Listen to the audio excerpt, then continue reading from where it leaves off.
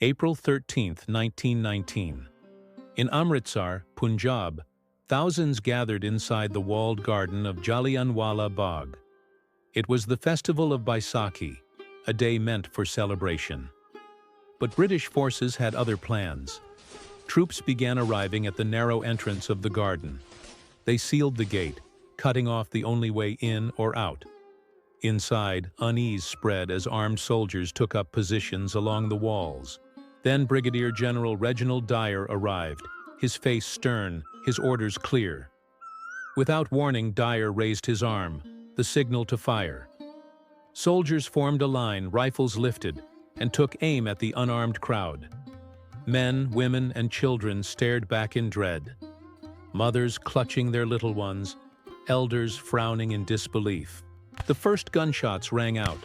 Smoke rose as bullets tore through the gathering.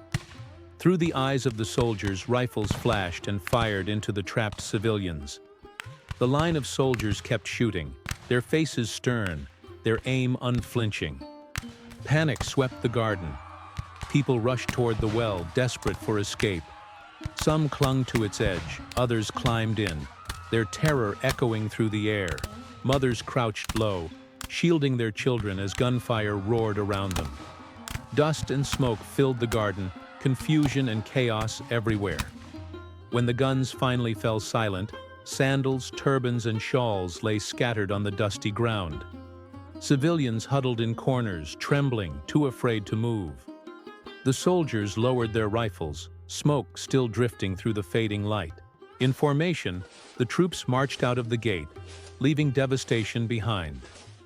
Abandoned belongings lay in the dust as the sun set, the silence speaking louder than words. The Jallianwala Bagh massacre shocked the world. It shattered trust in the British Raj and became a turning point in India, a struggle for independence. Over a century later, the silence of that garden still speaks of injustice, of loss, and of a people's unbreakable resolve for freedom. Thanks for watching JO Critic. Please subscribe for more.